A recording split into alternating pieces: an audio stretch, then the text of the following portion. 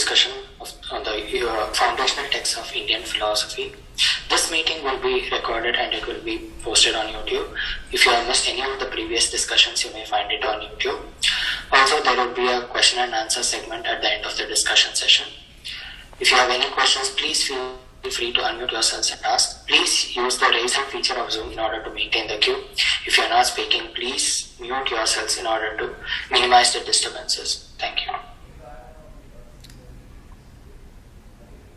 Recording in progress.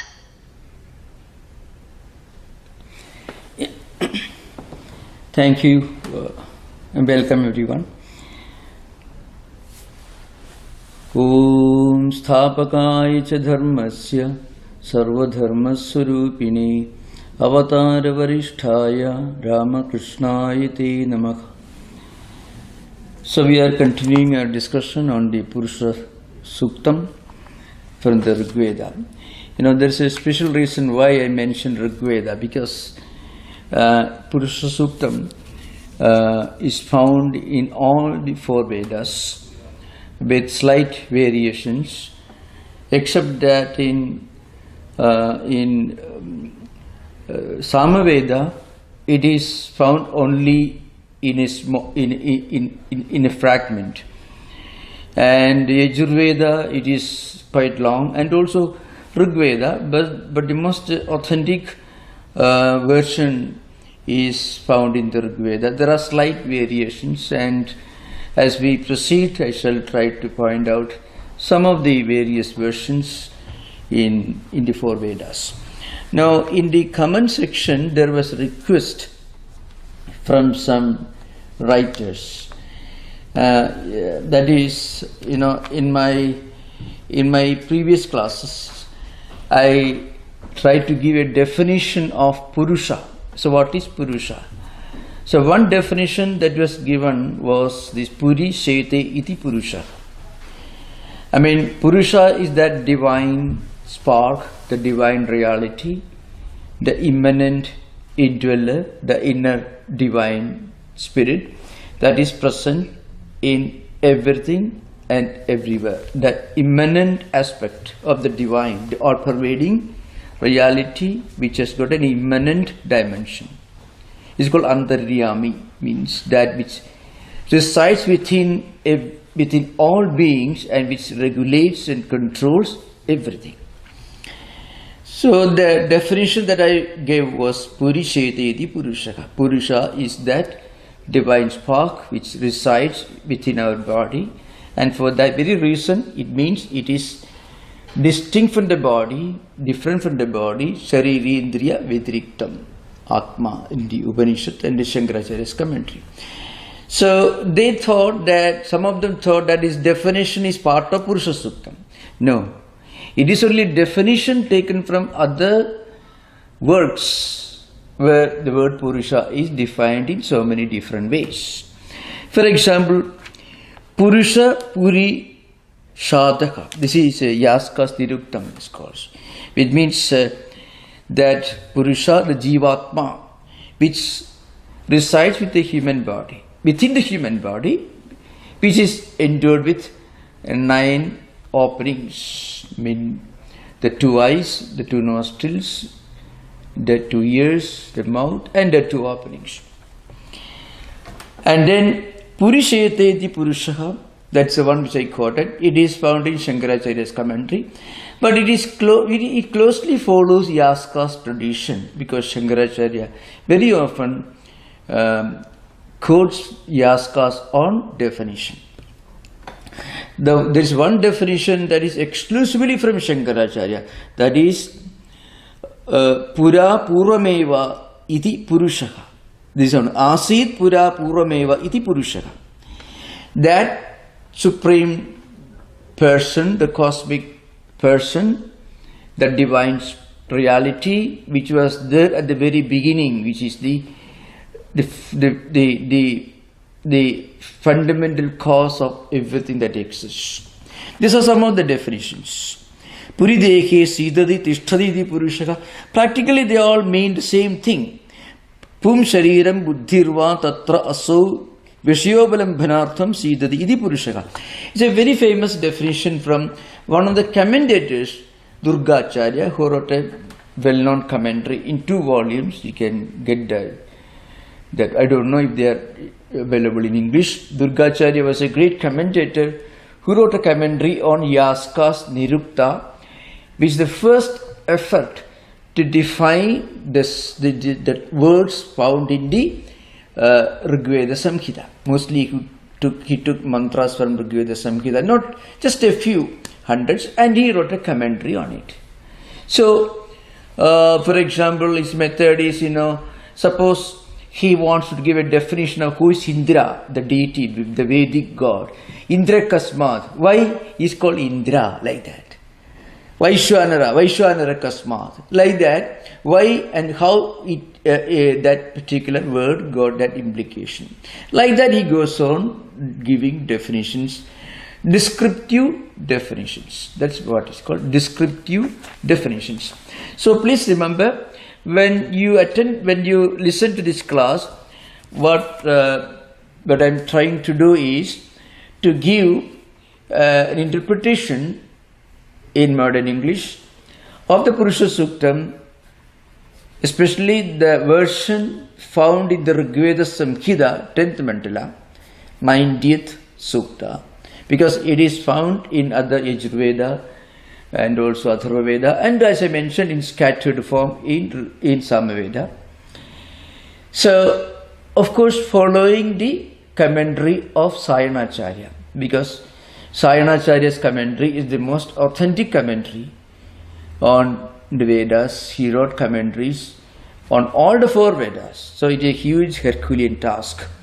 So I am trying to give in prose order Sayana's commentary. Often the language is slightly altered to make it more straightforward, because in Sanskrit sentences frequently, it may not be, not just, the noun, verb, and then adjective, it doesn't follow in that order. So I'm trying to give it a prose order as far as possible. So the Suktam is the original text, mostly from Rigveda Samhita's version, plus Sayanacharya's commentary in Sanskrit, and a description as far as possible, a freelance description, but closely following Sayana's commentary. This is the effort that's being made, and you are most welcome to give your opinions on this. And of course, in many places, it is important to give you an idea of some of the fundamental principles of Vedic hermeneutics, because there is a reason, there is a method, it's been long established by the great Vedic sages, especially the great teachers of Vedic tradition, those who wrote important books on Vedic hermeneutics.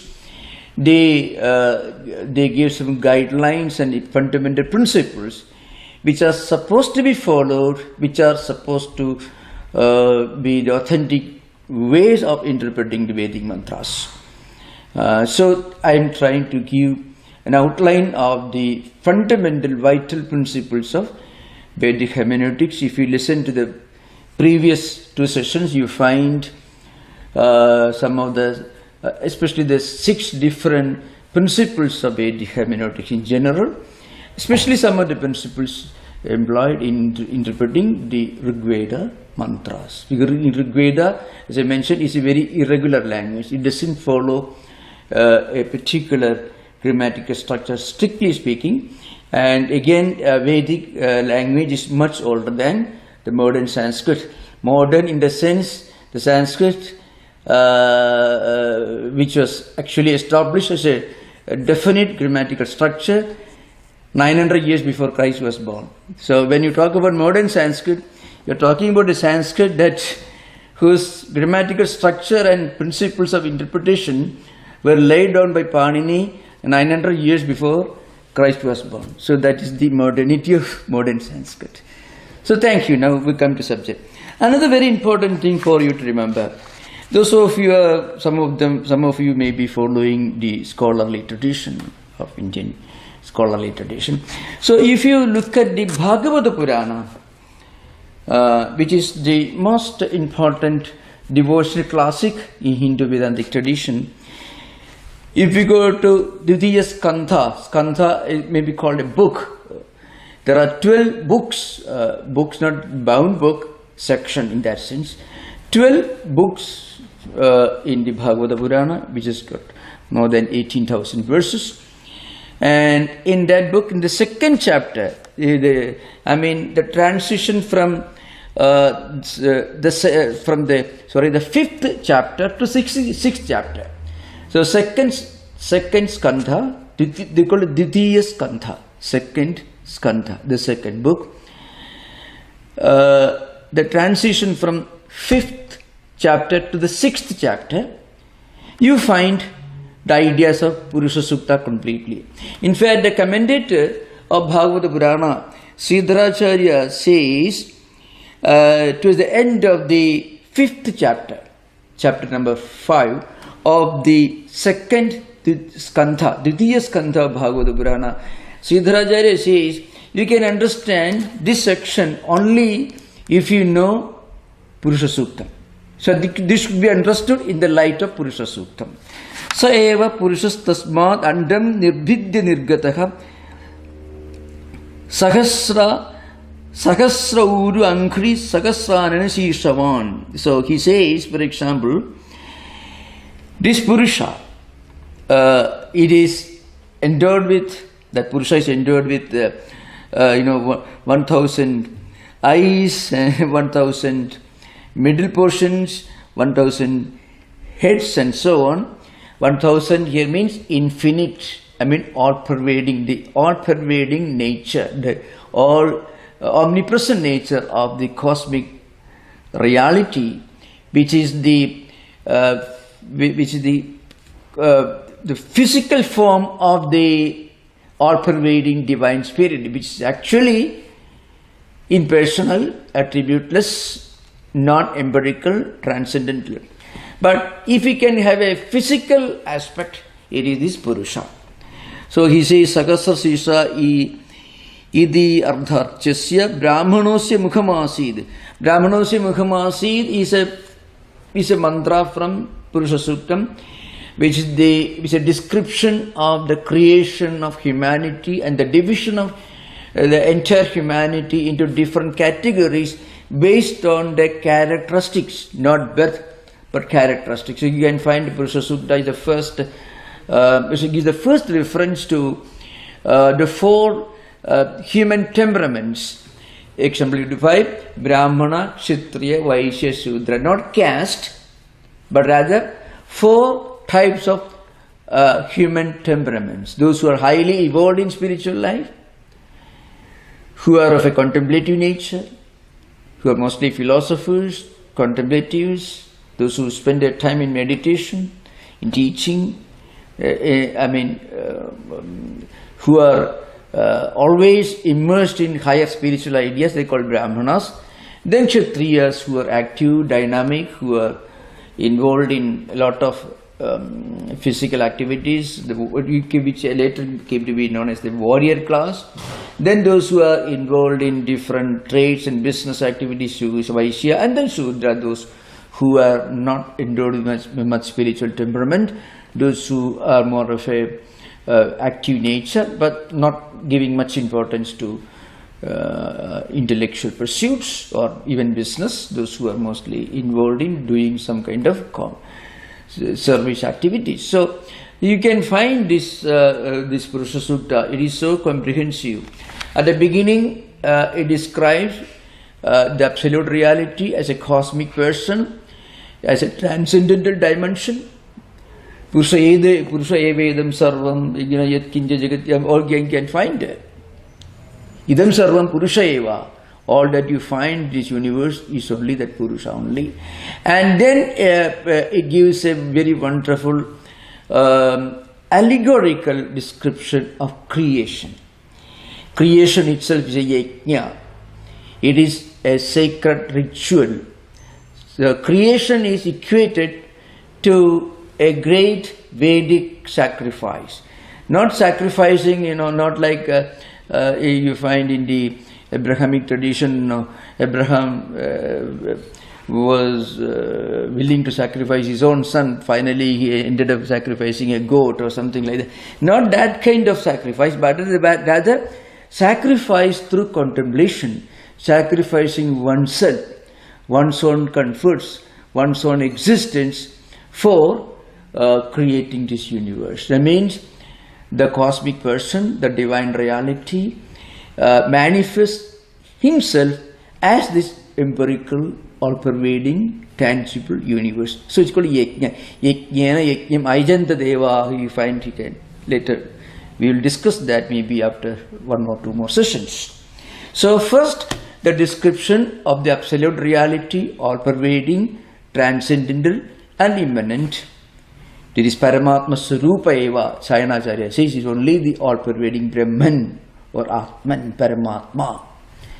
Then the description of creation as a yajna, and then how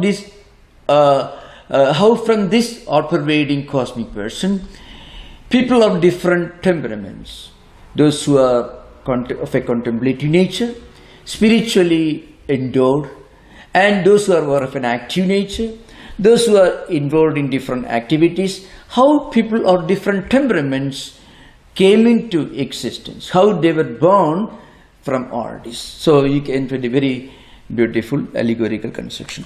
So Sayanacharya says, Sakasrashisha idi ardharchasya brahmanosya mukhamasi ityadescha riktrayasya arthaka purvadhyaya eva darshitaka.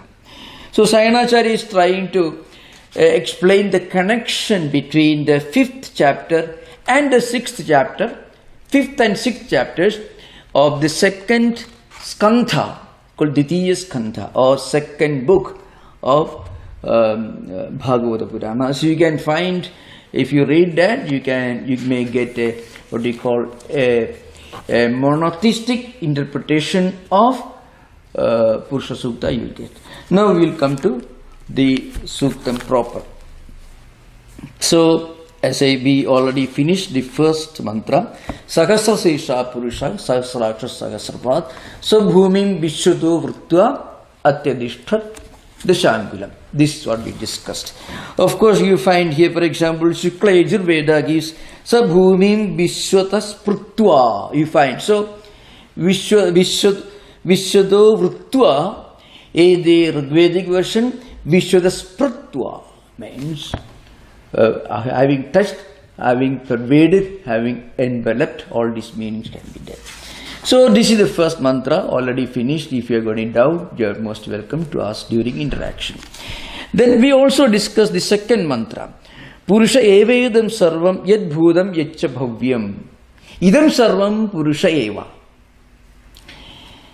Whatever you see around you, with your eyes you see, with eyes and mind together cooperate when you see something and you come to know different visual objects. So also when the mind and ears come together, you come to know many things by hearing. So also all the other senses of perception, the sense of touch, sense of smell, sense of taste, all these cooperate with mind and you perceive, you comprehend different things. Okay, all these Purusha only. So, Purusha Sukta will eventually tell you, out of 1/4 of this cosmic reality, this visible empirical phenomenal world exists, or it manifests, rather the 1/4. 1/4 of the cosmic person manifests as the visible, this tangible, empirical universe, which is subject to changes, where all living beings go through these cycles of birth, life, death, rebirth. In this way, the entire cosmos, the whole universe, in a cyclic order, goes through this wheel of coming to existence, existing. An insect may exist for a few minutes, a human being maybe for 100 years. The universe may be a few billions of years, but again they get dissolved in its original cause and also re-emerge. It is called sarga. Sarga is not creation, sarga is projection. So this Purusha, out of this Purusha, 1/4 projects as this visible universe, and this visible universe, including all human beings or living beings, go through this wheel of, the rotating wheel, the cycle of birth, death, rebirth, and again this rotating wheel. So it goes on like that. So this is the structure that we are going to discuss today. So Purusha evedam sarvam yad bhudam yaccha bhavyam. Whatever belongs to the past, whatever belongs to the present, and whatever belongs to the future, all Purusha eva, this cosmic person. So if you use the word C and P capital, cosmic person, that is Purusha. What is the Purusha? Purusha is only the entire cosmos, whatever you experience. And also that part of the reality which is beyond your empirical experience. What is within the sphere of your empirical experience is 1/4.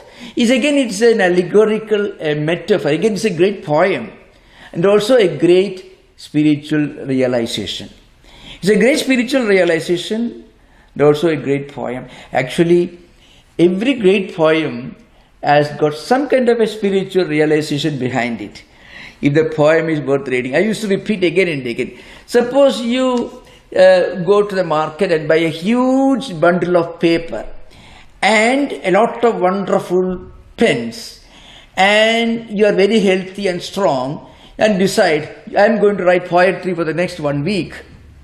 You work very hard, you are very muscular, very strong, you go and write. This is a carpenter making, no offense please carpenters, a chair or a table you may polish and make a wonderful table or chair. But you cannot write a great poetry like that. It should come to you unasked, uninvited. The poetry should catch you by the throat and make you write. That's why a great poet is born and a great poem is born. So, that's why it's a poetry. This Purusha Suktam is a grand example of the sublime form of poetry. The whole cosmic existence, the mystery of creation and the mystery of the highest transcendental reality are described in the language of a mystic poem. So, Purusha evedam sarvam yaccha bhudam yaccha bhavyam. Whatever belongs to the past and whatever belongs to the future and whatever is there before you, Purusha eva, all this the cosmic person only. And udamrudattasya ishanakam yat annena tirokati. So coming to the bhashya, yat sarvam vartamanam jagat sarvam Purusha eva sarvam paramatma rupa eva. This is Sayana. Sayana was a great follower of Shankaracharya. So there is a great danger in listening to freelance interpretation of a great mystical poem. The danger is, unless that person should have a realization through meditation, spiritual practices, the great sages, like you can find Shankaracharya, Sri Ramanuja, all these great saints and great spiritual teachers, they had the realization. Or you should have studied from a great teacher. If you have one of these possibilities, you can listen to the person. Either if he is a realized person or he is a person who has studied from a teacher, who has studied from a teacher, who again must be studied from his teacher. Otherwise, a freelance interpretation can be terribly dangerous. It's not only wrong, but it's actually very, very, very dangerous. So Sayana is the most authentic commentator. Let us listen to him, and after listening to him, let us use our own free will to interpret it whatever we want. So Sayanacharya says, Sarvam Purusheva Paramatma Rupa Eva. It is Atman, Paramatman, Brahman. That's what he says. Yad Bhudam Yaccha Bhavyam Atidam Jagat Bhavishyat Jagatcha Purusheva. It is very simple. Whatever belongs to the past, whatever belongs to the future, is only Purusha. By implication, it also means called Upalakshana Nyaya. By implication, it means whatever belongs to the present also is Purusha. Again, Uta Amrutasya Ishanaka. And not only that, that Purusha is the master of Amrutatvam, of immortality. Once you realize your own identity with that Purusha, not the Purusha of Sankhya philosophy, but Purusha of Purusha Suttam, is Paramatma Rupa, means the all-pervading divine spark, Brahman.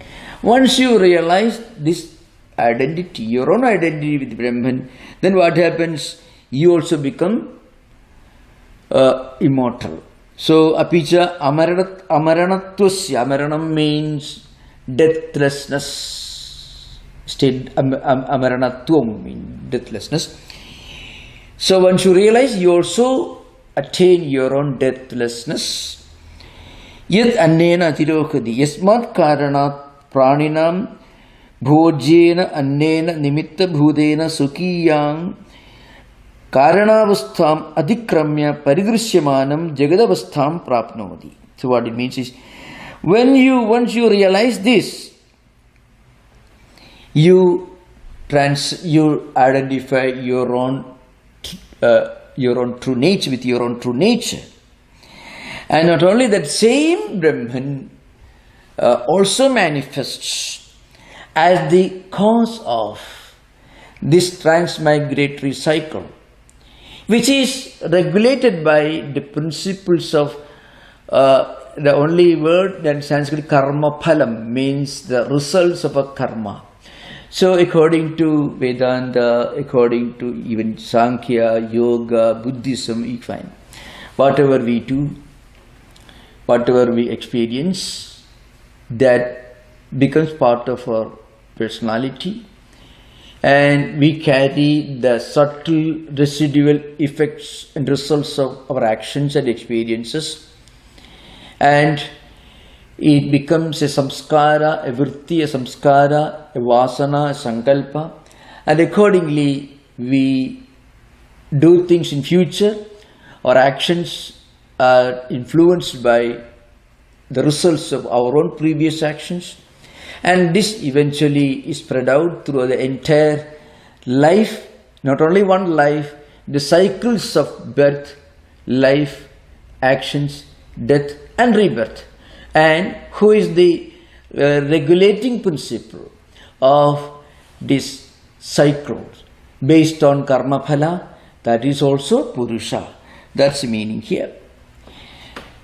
The third mantra, Etavan asya mahima Adodhyayascha Purushakha Padosi Vishwabhudani Tribadasya Amrutam Divi.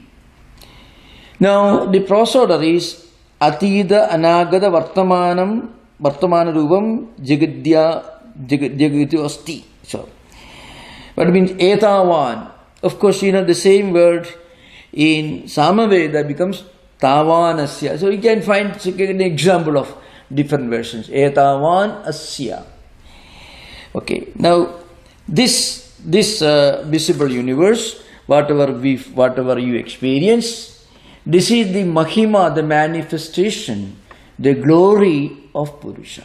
So the entire universe, life, all that you find around is now considered to be the manifestation of the glory of Purusha. Now the one important principle to understand, So you can find here the Purusha is interpreted in so many different ways. The same Purusha is called the Paramatma Surupa Eva, as Rasayanacharya says.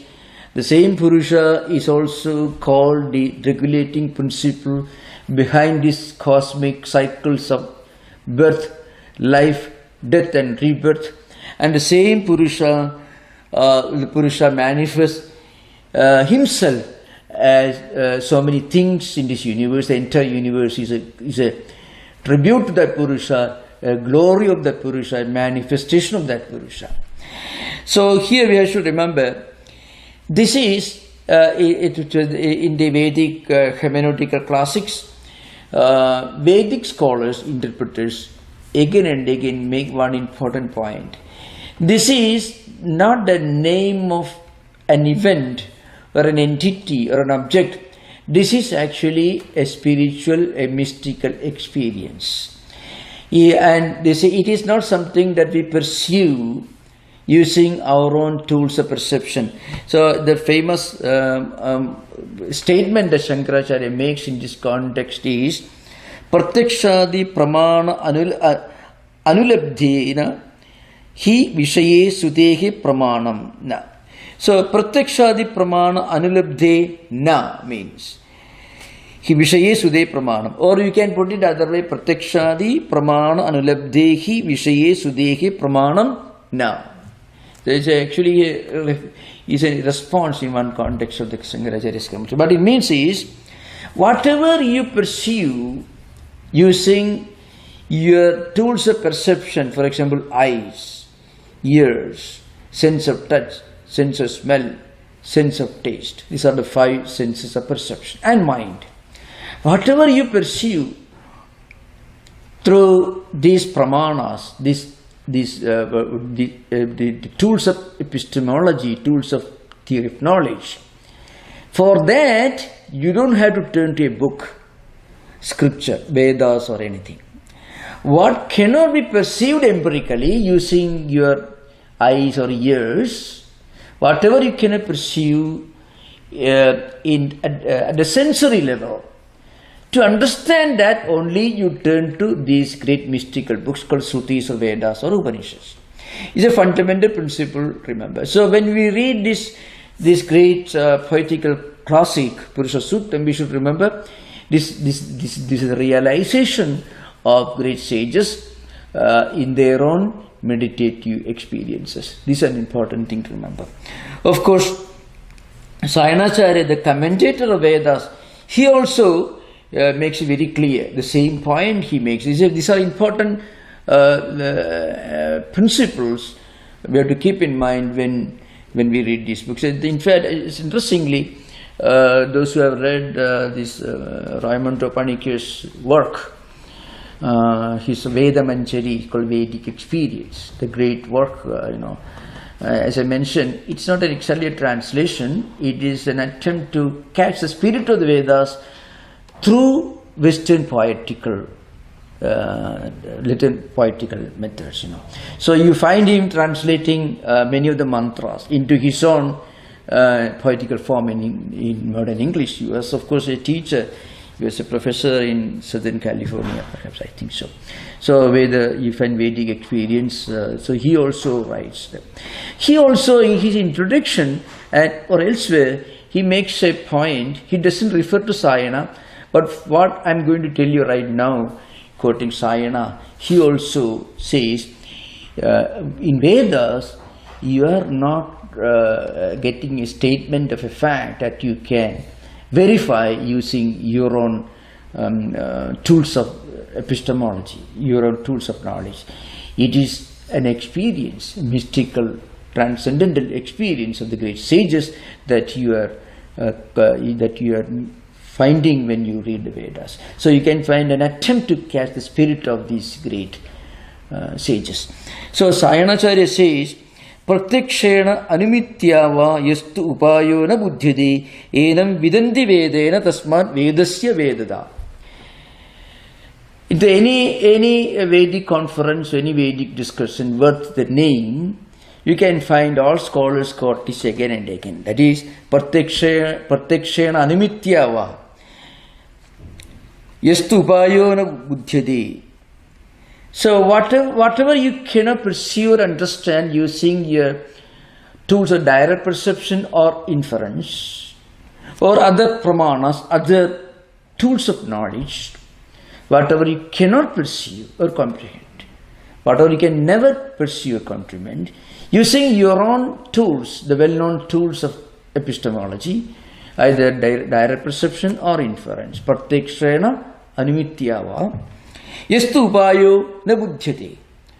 If you cannot realize this or understand this using these tools, yenam vidanti vedena. That is what Vedas are trying to teach you. Tasmat vedasya vedita. But this is the central theme and this is the significance of Vedas. The Vedas are trying to capture the mystical truth in the language of poetry. So anyway, that's the only reason why I referred to, I recommended when somebody asked me the question, instead of reading a prose translation of Vedic mantras, you better read Ramanuja Panikya, because he is trying to capture the spirit of the Vedas and he's doing it, playing the role of a poet himself. He himself you can find a lot of mysticism when he tries to put in modern English words the great spiritual ideas that he found in the Vedas. That's why it comes closer to the real experience you find in the Vedas than many of the prose translations, which can frequently be very misleading. Otherwise, 1,000-headed cosmic man is sitting in the sky. It'd be absolutely misleading. But read Ramanuja Panikya, you can get a little bit of that, the feeling of the great sages. So, okay, that's why I refer to Mantra Manchari or Vedic experience of Ramanuja Panikya. So, Edavanasya Mahima. As I mentioned, Samaveda has got Tavanasya Mahima. Etavanasya Mahima. Like this goes, Adodhyayagimscha Purushaha Padosya Vishwa Bhutani Tribadasya Murdam Divi. This is the popular way of chanting that you find in the Beria, etc. So what it means is, Etavan and all these Asya Mahima, Purushasya Mahima, that's Sayana. Sayana is all Purusha. It is a manifestation. You may find a translation glory, but glory, of course, true, but it's a manifestation in so many different mysterious ways. So this cosmic reality, it manifests in the form of this empirical universe and also in the form of the transcendental reality. Tribadu, the Uday Purushaga, in the coming next verse you find. So when you see a mighty river, a big ocean, a high mountain, or a great picture, that also a human being who is trying to, that ability to write a great book, to sing a beautiful song, write great poetry, or also the mountains and oceans. All these are nothing but the manifestation of the divine spark. As I mentioned earlier, when the human skills reach a higher level where it crosses the boundary of the empirical, there is a boundary between the empirical and the transcendental. So if a poet or an artist, a novelist, or even a scientist, sometimes you find Oppenheimer remembering the verse from the Gita when this explosion took place, you can see.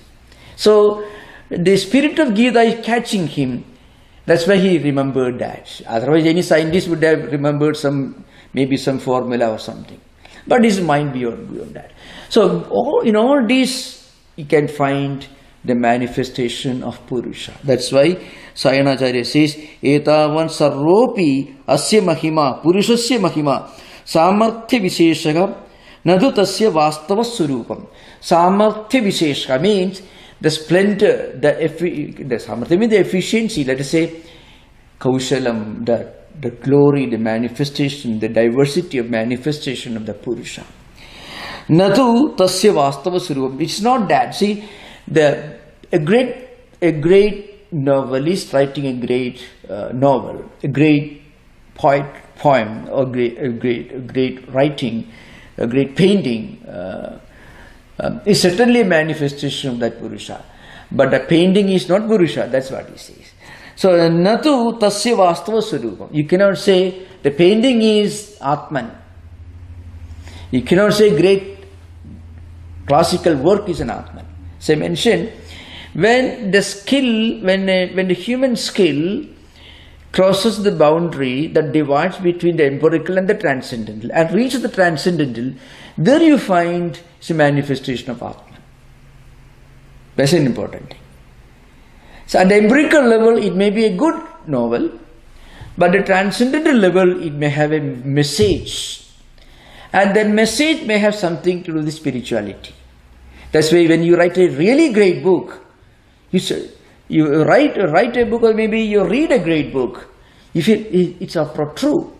You may find yourself the realities of your own life when you read Chekhov or Dostoevsky or Tolstoy. You can find your own friends, your own relatives, people whom you meet in the streets, sometimes living in the great poetical or maybe literary classics of these super geniuses in the field of writing or literature, you find.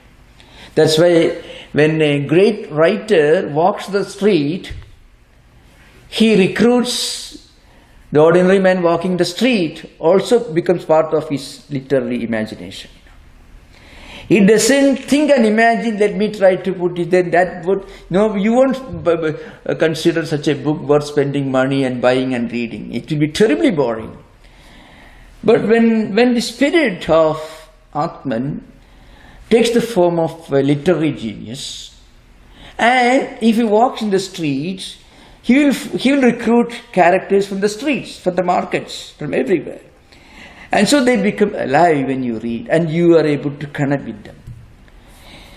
So that's also these Purushas. So that's why Sarvopi Purushasya Mahima Samarthya Vishesha means a kind of a manifestation of the glory of Purusha, but should not be mistaken that it is Purusha itself. No.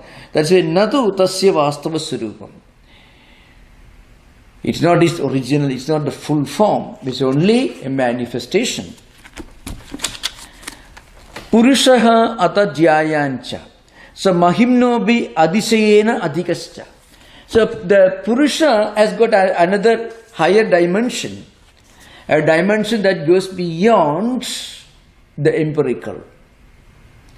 And the poet will tell you that transcendental dimension is 3/4 and the empirical dimension only 1/4.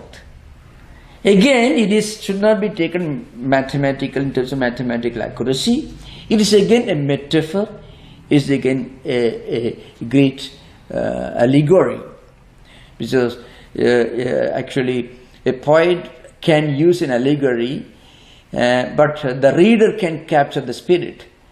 What the poet must have felt in him, and that's where the poet's genius comes into play. So etavan asya mahima. So this universe, belonging to the past, present and future, is nothing but a manifestation of an aspect of glory of this Purusha. But in reality, Purusha is much higher. So, Purushaha ataha jyayan. Jyayan, because pronunciation in chanting style may be different. Jaya, gumscha you find. So, the Purusha himself is ataha jyayan, is far higher, far superior, far much more. Vishwa bhudani asya padaka. So whatever you see in the empirical universe, including the human beings, and all the human skills, empirical skills, including all these, whatever you find in the coming mantra, the poet says, Sāshanāna Sane Abhi. So you find here, things that eat and things that do not eat. human beings, living beings, and also those who are endowed with the mind and senses and so on, and also the trees and mountains and valleys, that is achetana, that is anashana, things that don't eat. That's again poetical language. Those things which eat, animals, human beings and so on, and those things that do not eat, the mountains and valleys. All these are different manifestations of that cosmic person, that Atman, at the empirical level, which is allegorically said to be 1/4. Sorry, 1/4, yeah. The 3/4, that is Tripad Uday Purushaka, that will come to later, the fourth mantra. Tripad. So Tripad, that means 3/4, 3/4. Purusha Urdhva means it is the transcendental, the higher, the celestial, the transcendental. We'll come to that later. This is only in the fourth mantra, because you find that some of the ideas mentioned in the third mantra become obvious and clear only when we go to the fourth mantra. So that's again a genius of a poem. If you see, a really great poem cannot be read piece by piece. It is an integrated single entity. It's like a human being. You cannot cut the hand of a man now and then you cannot. It is an integrated single living human being. The living poem is classical poetry. An example of classical poetry has got a life in it. So you cannot read it in isolation. It's a single living entity. That's why you have to read the whole thing at one go, which is, of course, not humanly possible in this discussion. So Purusha evedam sarvam yad bhudam etcha bhavyam udamrdattu se ishanaha yad nena dirohi. I think I finished that. So edavanasya mahima ato jayagumscha purusha jayan cha. That means it's a sandhi combination, junction, conjunction. So called jayamscha purusha. Padaha asya bhutani. Pada means 1/4. Asya padaha. So the Purusha's 1/4 is Vishwa Bhutani. All that you find in this, whatever has come into existence, not only living beings but anything else, everything. Bhutani means whatever has come into existence. The whole existence is nothing but 1/4 of that Purusha. And then, this is more important, Tribadasya Amurdam Divi. Asya Tribad Amurdam Divi. Sometimes in this prose order you have to add Tishtati, existing like that. So, of this Purusha, 3/4 is at the transcendental level, at the celestial level, higher level. Means it is beyond time, space and causation. It is the transcendental dimension. So the same transcendental dimension actually manifests at the empirical. So our own human personality can be called a micro dimension of this Purusha. So whatever you find in this universe is nothing but a micro dimension of that Purusha. That's why it is said that 3/4 of that Purusha is Amurdam. It is the eternal. It is the transcendental. Mahato Mahiyan. So you find Anoraniyan Mahato Mahiyan Atmas Jintoha Nihidam Guhayam Tamakradu Pasyadishi Vidashoka Dhadu Prasadat Mahimanam Atmanaha. So that Atman, a word used in Kathopanishad mantra, that is Purusha here. So that Purusha exists in all these empirical beings as Anohu, Aniyan, Mahato Mahiyan, as the smallest of the small in the empirical level, and the largest of the large, the transcendental level. That's why Vishprabhyahamidam Krishnam ekam sena sthido jagad. Gita you find Mamevamsho jiva loge jiva bhuta sanatanaka. You can only mantras you can find in the Gita. The idea is that absolute reality in its transcendental dimension constitutes 3/4, and the same absolute reality in its empirical dimension, in terms of empirical perception, or whatever you can see and experience at the empirical level, that is only 1/4. The transcendental dimension is 3/4. So that's the idea behind. Then Tribad Udai Purushaka. So the 3/4 dimension, the transcendental dimension, is higher. Utkarshena Tishtadi, that's the meaning of Udaitat. It exists as the transcendental, higher, more sublime dimension. Asya padaka iha punaha abhavat. The padosya iha abhavat. So padosya bhavat punaha tado vishvam vikramad sasanana shani abhi. This is mantras. Frequently we cannot do in the chanting form because we have to study the meaning of the words. So the idea is the 3/4 of this spiritual dimension is sublime, transcendental, and 1/4 the empirical. And then it says, whatever you find in this world, the human beings or animals or anything that eats, in the sense that's living, and also things like trees and mountains and valleys, which is anashana, it doesn't eat anything. All these belong to this empirical level. Vishang means Vishang Vikramata. It means it is spreading everywhere, comprehensively in all directions. So, in other words, what it means is this Purusha is existing as the macro and also the micro dimension of existence. So, in its Paramatma Rupa, in its transcendental Advaitic dimension, it is the transcendental reality. The same transcendental reality exists in the form of the empirical dimension. That the point is, this empirical dimension is subject to changes, this universe. So that's why in the Advaitic language it's called a mithya. Mithya means that which doesn't exist in the same form all the time without changes. That which does not exist as a meaning. That which does not exist without changes. It means it is subject to changes. It's moving all the time.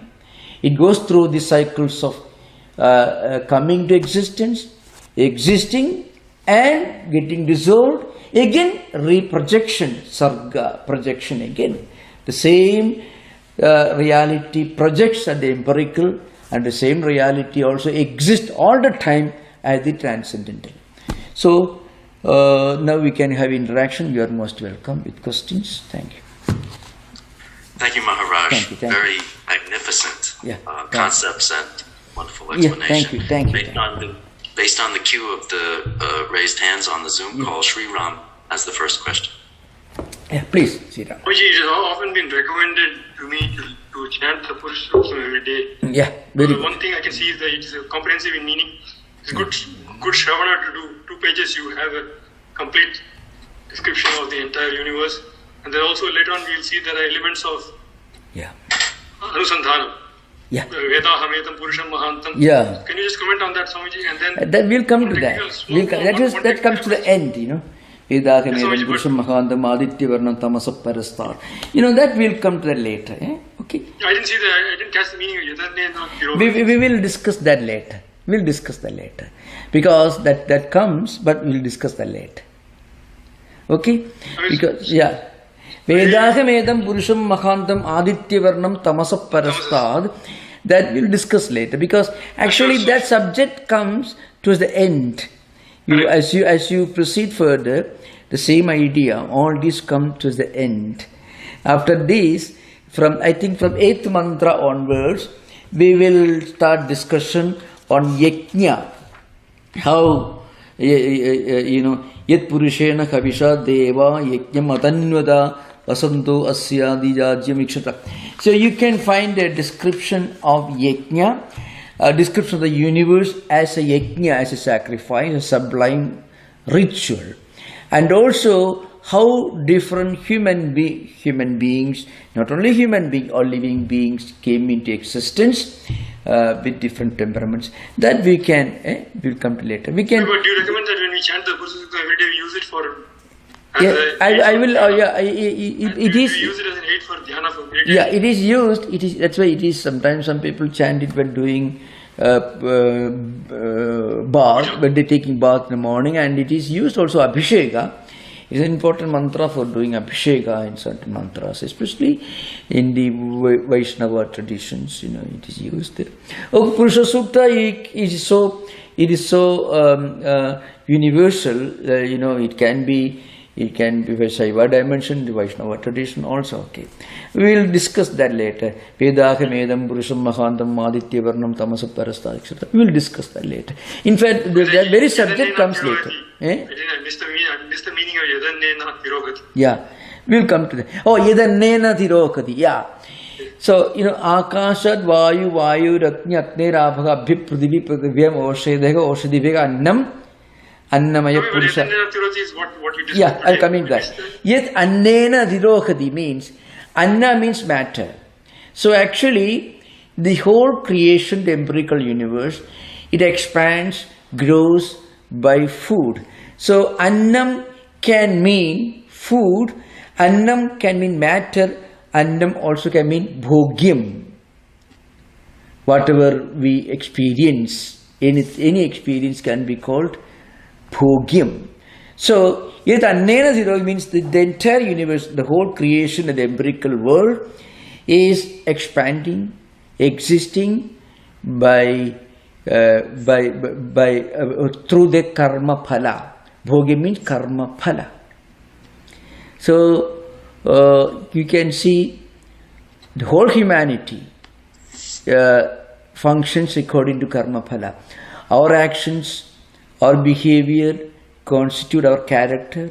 Our character again generates new actions, new experiences, and we go on sowing the seed, then harvesting, again sowing the seed, harvesting.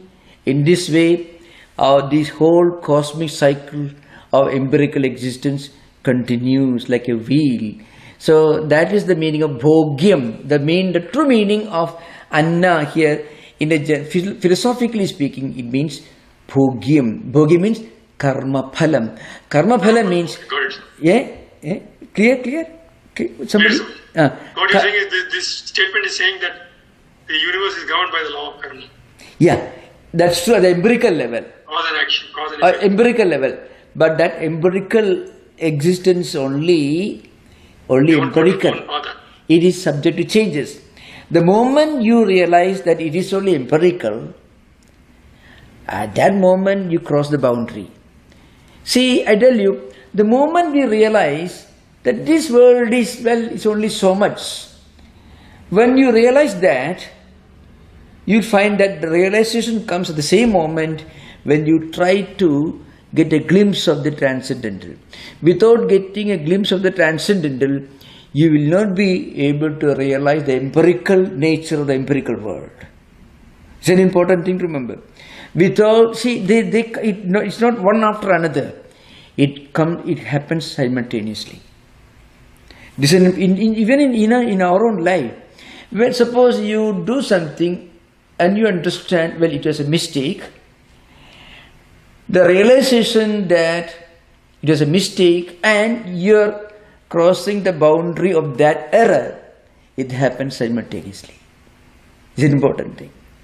All the terrible villains of the world in history, if you look at it, they never thought they did anything wrong. They never thought they had anything to apologize for. That's why they remain villains throughout their life. Those who realize that they made a mistake they transcended that level.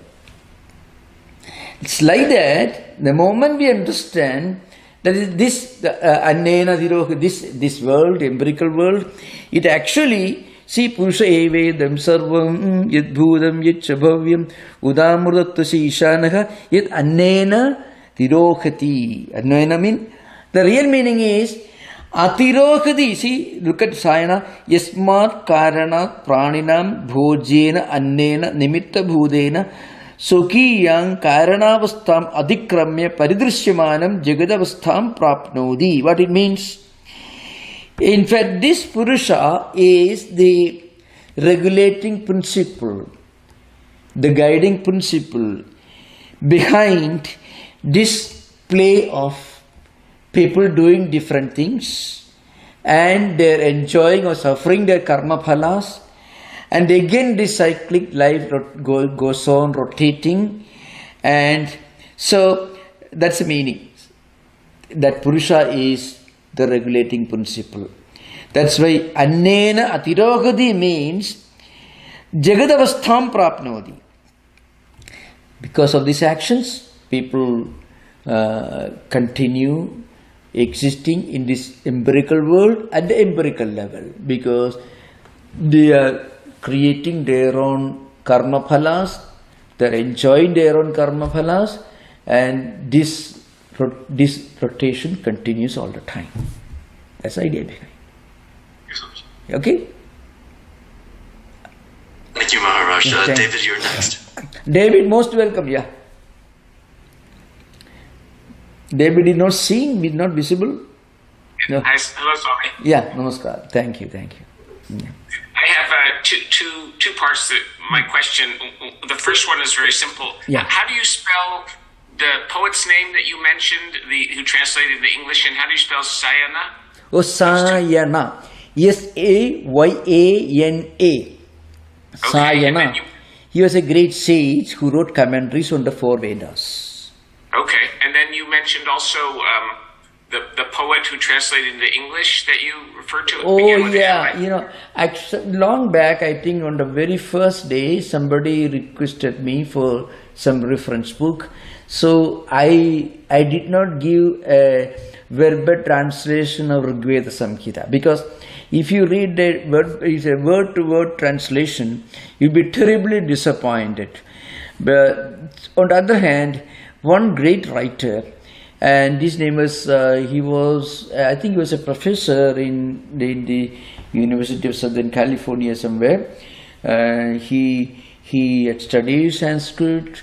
Most probably he was a partly of Indian lineage, so he must have, I heard he studied Vedas from some traditional teachers. He went to Kerala. He was from Kerala. His father was a Spanish gentleman, Ramanuja Panikkar. Panikkar is a title that belongs to. So that's what I heard from a Jesuit Christian priest in India who is himself a scholar. So he has written a book called Vedic Experience. That's the name of the book. And in that book you find, it is not a, remember, it's a very, compared to the size of the Rigveda Samhita, it's a very, very small book. But for as an English book, it's a very big book, because Vedas are so huge, you know. So there he has selected some Vedic suktas, mantras, and he has poetically translated into English free verse, I think. So, how do you spell his name? Ramanuja Panikkar. Maybe Bobby can give him reference. Bobby, have you seen that? We can't hear you. I will email that to you. Yeah, Bobby Okay, can thank email you. to you. Bobby can email to you. So Okay, thank you, sir. he himself wrote in English verse. You know, sometimes you find a good poet who has a poetical sense and who is inspired by writing this. He can capture a little bit of the mystical dimension of the great Vedic poets in a way that a word-to-word translator can never do. That's the problem. Okay. Yeah. So I have the other part of the question was, can it be assumed that So Shankaracharya, obviously he wrote books and commentaries, and he was an illumined soul. Can it be assumed that Sayana and Vyasa are illumined souls, and as commentators, and what they say can be used as a manual, kind of like we use Swami Tishwarananda's meditation and spiritual life? Yeah, I think, about Sayana, there's no doubt that he was certainly an outstanding scholar and a great authority on the Vedic literature, Vedic philosophy. But about of course, he was certainly highly respected sage and saint. But Vyasa and Shankara, Vyasa, of course, we don't know much about the history, but obviously, he must be highly accomplished element. So, Shankaracharya, of course, without any doubt, he was, in fact, he stands at the very junction of Indian philosophy. You are one of the greatest saints and philosophers of all times that we can even imagine. We can read as what Sister Nivedita wrote about Shankaracharya. This is a greatness that we can only appreciate from a distance but can never understand. This is how Sister Nivedita concludes her attempt in her own words to understand, to write something for Shankaracharya's work. So you can Sister Nivedita has written a very moving paragraph. I can perhaps next session I can tell you where she writes that magnificent estimate of Shankaracharya's works. Margaret Noble, Swami Vivekananda's great Western disciple, Sister Nivedita. She has written some magnificent paragraphs. 2 or 3 greatest estimates of Shankaracharya, attempt to understand Shankaracharya's contribution. Sister Nivedita, K.M. Munshi, and Dr. Radhakrishnan in his Indian philosophy, I think comes in the 2nd volume of Indian philosophy, where he writes about Shankara. So these are some of the great, marvelous writers.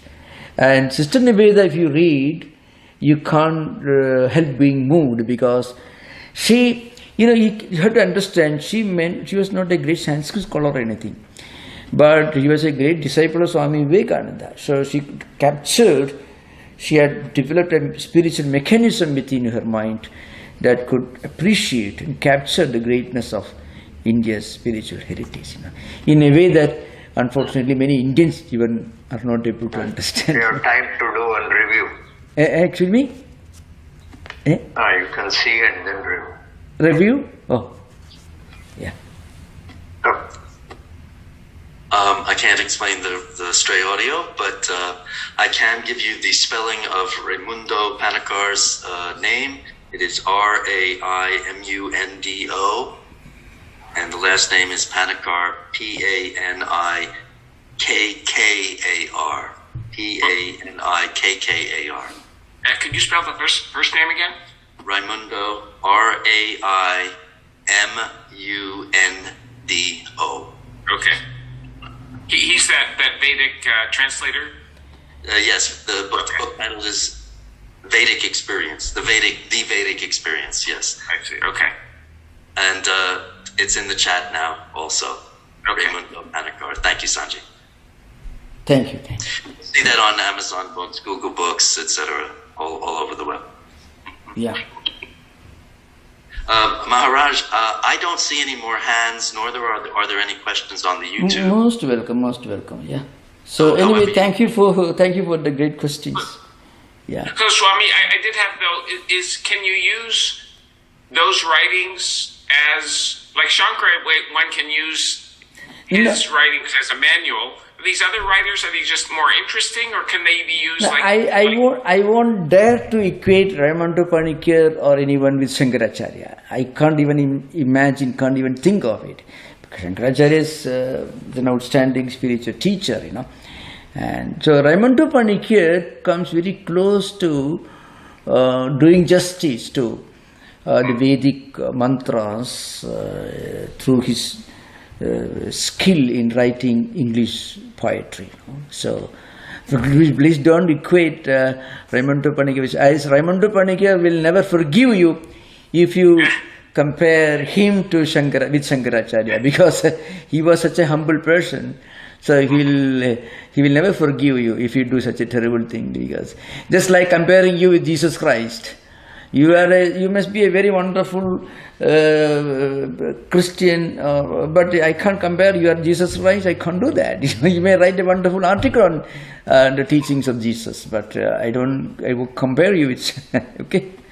That's all. Thank you. Thanks again, Sanjay, for putting the link to Amazon up there. Yeah. And we will try to be humble in our receipt of Sri Panikar's poetical gifts. Yeah, the reason why I recommended the book is because it is better for English reading public to get a taste of the magnificence of Vedic poetry by reading somebody who could write poetry, trying to put in the ideas he got from Vedas, rather than reading a prose translation, which may or may not, which more likely won't do justice to the poetical aspect of Vedic poetry. That's the reason. Okay. Yeah. In that light, I'm looking forward to reading it myself. Shay Seelig, I apologize that your hand came up after I spoke too soon. So most well, yeah. Thank you, Swami. Thank you. So you were speaking about how the Purusha Suktam and other Vedic Sukta, they are like poetic descriptions of the experiences of the rishis. Yeah. And that's a very different concept than some who say that the Vedas are the literal word of God, or that any religious book is the literal word of God. Yeah. To me, it's quite a radical concept that it actually, it's quite a radical difference between the two. Could you speak about that a bit? Yeah. Vedas are called word of God, not in the sense in which certain religious scriptures are called as coming from God, revealed directly word by word, comma by comma, not in that sense. In fact, the most sublime part of Vedic literature called the Upanishads.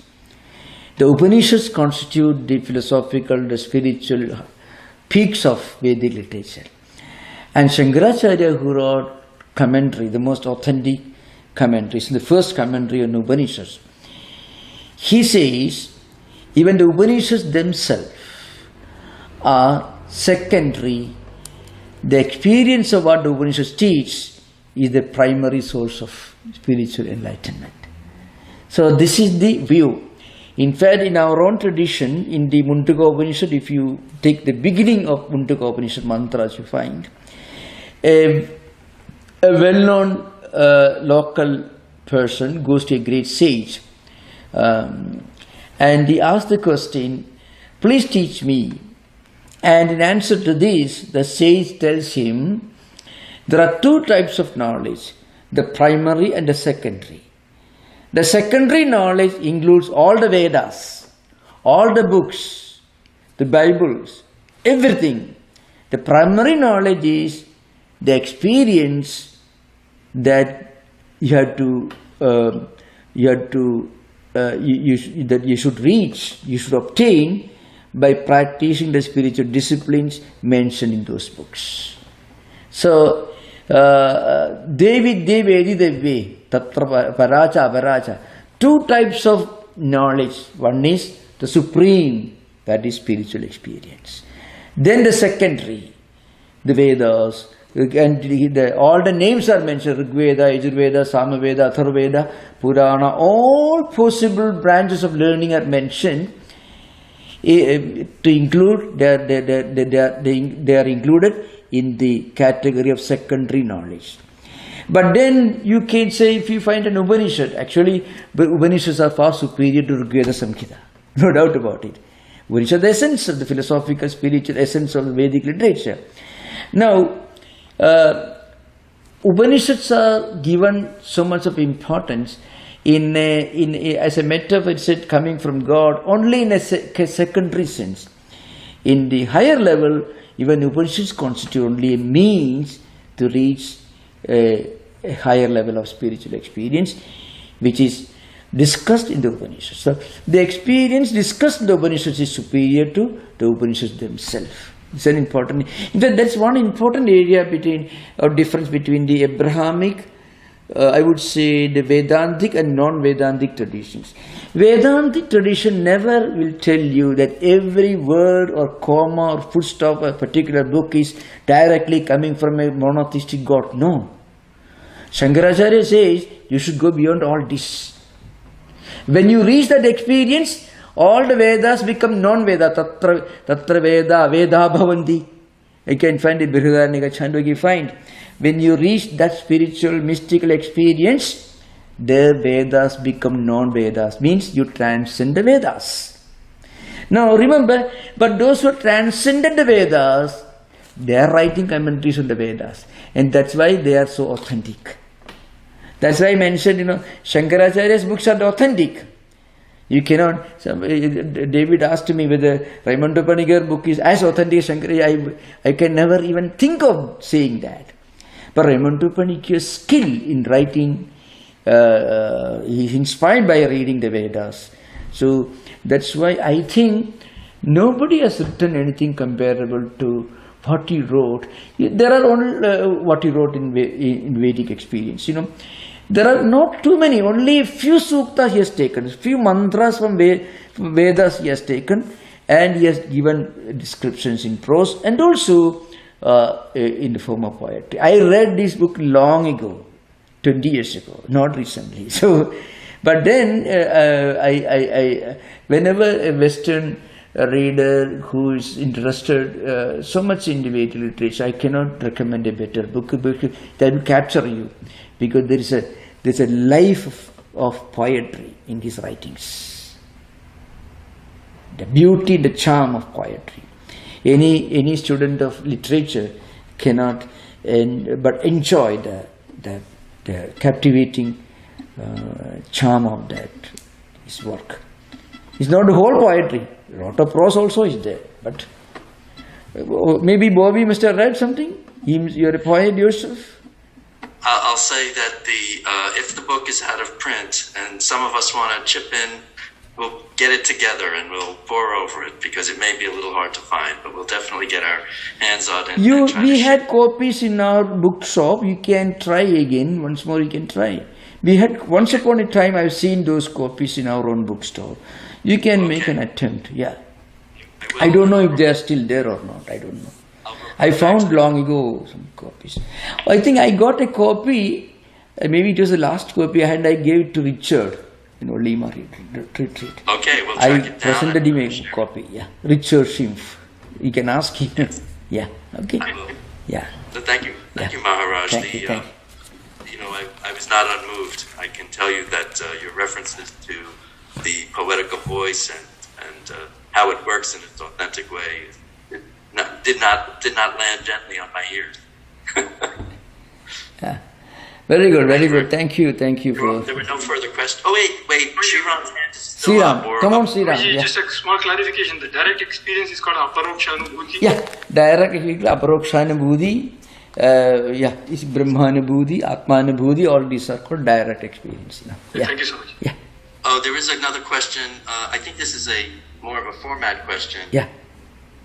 From YouTube. Are these lectures saved in a podcast form or other online service to retrieve them at later time? Yes, they are available on podcast. They are also retrievable from the website sfvedanta.org, and you can go to podcast there. In fact, it's /podcast. In fact, I don't know if these lectures are available in podcast. Yes, other lectures are available in podcast. I don't know if they are giving this. Are they? We can do that. Yes, sir. It's available. They're available in podcast? Yes, it's available. Okay. Yes, otherwise, I'm going to ask one of you to do that, because I'm not myself an expert in this. They're available in all those formats. Podcast also? Okay. Yes, sir. That's good news. That's good news anyway. Okay. So thank you, every one of you. Thank you. Namaskar. Thank you. Om Shanti Shanti Shanti Harihi Om Tat Sat. Sri Ramakrishna Pranamastu. Thank you. Thank you everyone. Ram Maharaj. Namaskar. Saugata is there? Oh yeah. Oh yeah, very good. Thank you. Yeah, I'm going back home, Maharaj. Okay. Thank you for the great work you are doing for us.